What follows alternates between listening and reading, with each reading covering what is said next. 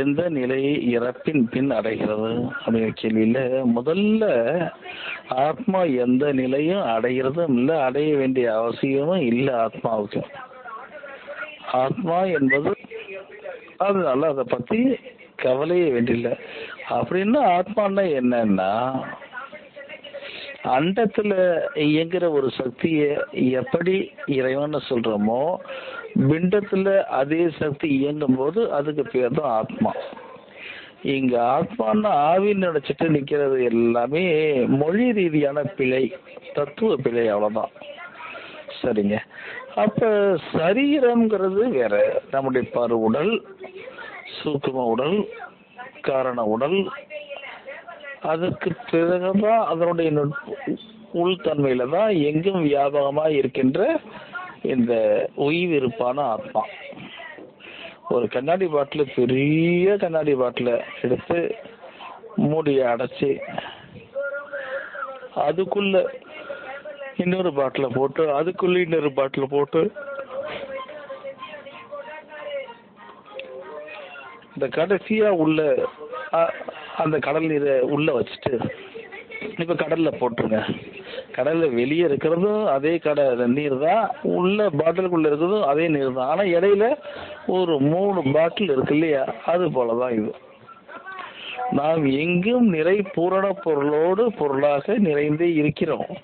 ஆனா அந்த 3 லேயர் நம்ம ஒரு தனி பொருளாக பாவிக்க வைக்குது. அதுதான். சரிங்க.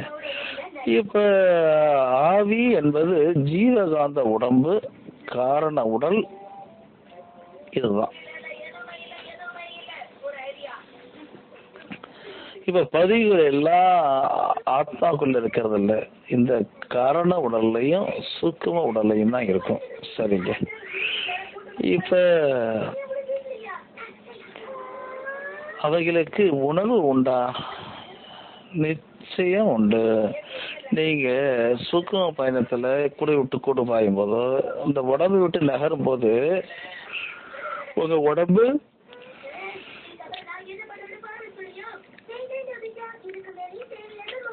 டெட் பாடியா அப்படியே கிடக்கும். நீங்க வெளியே போய் ரவுண்ட் அடிச்சுட்டு வருவீங்க, எல்லாத்தையும் பார்ப்பீங்க. எந்த கண்ணை வச்சு பாக்குறீங்க, கேக்குறீங்க, எந்த கண்ணை வச்சு கேக்குறீங்க, நுகர்றீங்க, எல்லாம் எந்த முக்க வச்சு நுகர்றீங்க. அப்ப இவைகள் இல்லாமலும் உணரக்கூடிய ஒரு பரிமாணம் இந்த சரீரத்துக்கு உண்டு. அப்ப அதனாலதான் டெட் பாடி போகும்போது இங்க சில சமூகங்கள்ல ஒவ்வொரு முனையிலையும் ஒரு இளநீ வைப்பாங்க, சீவி வைப்பாங்க. அத சப்போஸ் அந்த இடத்துல பச்சை மட்டையும் வைப்பாங்க. ஏன்னா அந்த ஆத்மா இவ்வளவு நேரம் ஈரத்திலேயே பாடி பிளட் இருக்குல்ல, ஈரத்திலேயே சுதந்திருந்தது. ஒரு நாள் அது உடம்பு விட்டு வெளியே வரும்போது நிறைய தாகம் இருக்கும். அப்ப இளநீர் வைக்கிறது, இளநீர் இங்க இருக்குன்னு ஆத்மாவுக்கு தெரியுங்கிறத பெரிய பச்சை மட்டை நட்டு வைப்பாங்க. இதெல்லாம் அதுக்காக தான். ஏன்னா எடுத்த உடனே உடனே தெரியும், மசன்னு தெரியும், மெல்ல தான் தெரியும். அது போல. சரி. இப்ப இந்த ஆத்மாக்களுக்கு உணர்வு உண்டு, அவங்களுக்குள்ள பேச்சும் உண்டு. நம்மள வேற சப்தமா பேசணும்னு அவசியம் இல்லை. அந்த டெசிபிள்ஸ் வேற, அது எல்லாமே இப்ப மைண்ட்ல திங்க் பண்ற மாதிரி, அதுதான் அந்த மாதிரி. இது அந்த மாதிரி பேச முடியும், அந்த மாதிரி தான் பேசுறாங்க, பேசி விடுறாங்க. சரி, ஓகே. அப்போ உணர்வுகள் ஒன்று வெரி சிம்பிள். ஒரு கழுத்தின் பின்புறம் ஒரு கொசு கடிக்குது, ஓங்கி அடிக்கிறீங்க, அங்க கொசு அடிச்சிடுங்க. உங்க கண்ணு முன்னாடி இருக்கு, எந்த கண்ணை வச்சு கரெக்டா அந்த இடத்துல கொசு நின்ற இடத்துல நீங்க பார்க்காமயே அடிச்சிங்க? எங்க கொசு கடிக்கிறது உணர்வு வச்சுதானே அடிச்சிங்க, நான் கண்ணு பார்க்கல. அது போலவே இது புலனுக்கே பார்க்காம கூட ஒண்ணு செய்ய முடியுங்கிறப்ப புலனை கடந்து அந்த காந்த சக்திக்கு இதெல்லாம் சாத்தியம். அப்புறம் இந்த வேதாத்திரி மகரிஷி நம்முடைய சுவாமிஜி விவரம் என்ன சொல்லியிருக்காங்க, அவங்க பகுத்தறிவுக்கு அப்பாற்பட்ட விஷயங்களை பல நிறைய பேசுறதில்ல, அப்பாற்பட்ட விஷயங்களை பத்தி ஆர்வமும் காட்டுறதில்ல. அப்ப நம்முடைய நிலையில அங்க மனித தரத்துக்கு என்னவோ அது அவங்க சொன்னாங்க. அருள்தந்தையர்கள் தன்னுடைய புரிதலை மட்டும்தான் பேசியிருக்காங்க. அந்த சாஸ்திரத்தை சொல்லியிருக்கு, அதை சொல்லியிருக்கு, அதெல்லாம் அவங்க நம்பல. மோஸ்ட்லி நம்முடைய அறிவுக்கு என்ன இருக்கோ அதை அவங்க தெளிவா சொல்லிட்டு போயிட்டாங்க. அதுக்கப்புறம் போக வேண்டியது நீங்க தான். அங்க இதுதான் இறுதி முடிவுன்னு அருள்தந்தை சொல்லவே இல்லை. ஒவ்வொருத்தருக்கும் ஒவ்வொரு விஷயத்துல ஆர்வம் இருக்கும். அதனால எல்லாத்தையுமே நம்ம ஒருத்தவங்கள்ட்ட எதிர்பார்க்கற கட்டாயமும் இல்லை இல்லையா? சரி, இப்ப இந்த சாரூபம், சாமீபம், சாலோகம் மற்றும் சாயுஜ்யம் இது சொல்றோம் 4 ஸ்டெப். இதெல்லாம் இஸ்லாத்துல மலக்கூத் 4 ஸ்டெப் சொல்லுவாங்க. இந்த 4 ஸ்டெப்பும் ஆன்மாக்கள் இருக்கின்ற நிலைப்பாடு. இந்த பூமிங்கிறது பௌதிக உடம்போடு இருக்கிறது. இதை தாண்டி சுக்கும சரீரத்தோட நாம ஆத்மலோகங்கள்ல இருக்கோம். ஸோ அதுல உயர்நிலை பெற்றவங்க, உயர்நிலை சதிகள் சமாதி நிலையில அனுபவிச்சவங்க இந்த ஒலி உலகத்துல இருப்பாங்க. இன்னும் சொல்ல போனா ஒருவர் ஒலி உலகத்துக்கு வர போறாருன்னா அவங்களுக்கு தெரியும், அவங்க அவருக்காக நிறைய ஏற்பாடுகள், செலிப்ரேஷன் எல்லாமே வச்சிருப்பாங்க. இதெல்லாம் என்ன சார் கதை போறீங்கன்னா செத்து பார்த்தா தான் தெரியும்.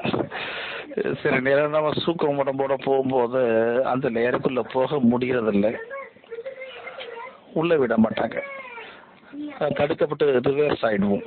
சரிங்களா? அடுத்தது ஏன்னா அவை ரகசியமாக தான் இருக்கு இன்னும்.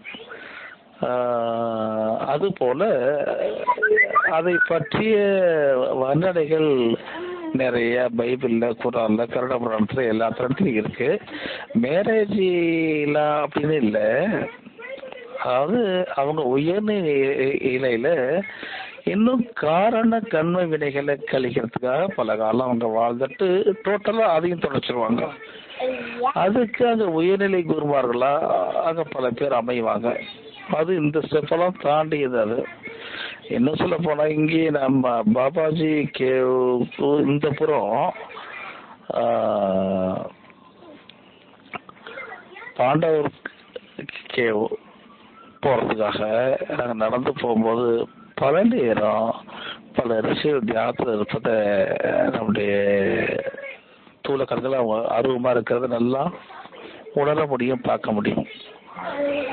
அது போல பல இடங்கள் நம்ம உட்காந்து தியானம் பண்ணும்போது பக்கத்துல அவங்க இருக்கிறத நல்லா உணர முடியும், பிரசன்னத்தை.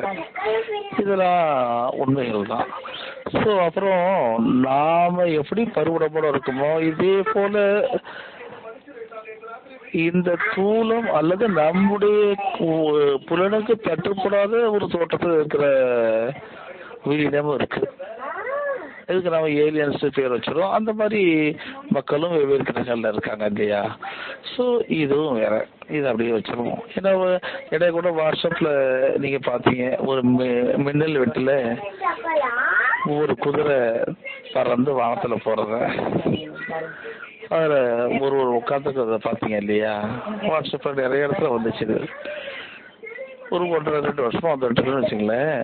பட் இவைகள் நமக்கு புரிதலுக்கு அப்பாற்பட்ட விஷயங்கள் நிறைய இருக்கு. சரி, அதையும் தூக்கி வச்சிருவோம். அடுத்ததா ஆத்மசாதி தபம் அவங்களுக்கு சில மாற்றத்தை தருது. அவங்களுக்கு முக்தி உடனே கிடைச்சிடும் சொல்ல முடியாது, ஒரு மாற்றத்தை தருது. ஏன்னா அடுத்த ஃப்ரீக்வன்சி கீழே உள்ள ஃப்ரீக்வன்சி எல்லாம் அவங்க கீழே வந்துடுவாங்க. பல பேர் விரிந்த நிலையில அப்படியே தன்னோட வேகத்தை ரிலீஸ் பண்ணிடுவாங்க. தன்னோட வேகத்தை ரிலீஸ் பண்ணும் போது இந்த கர்ம அந்த வாழ்தல் மீதான ஈர்ப்பு போயிடும். அதற்கு நம்முடைய ஆத்மசாதித்தமும் நல்ல பயனாகுது.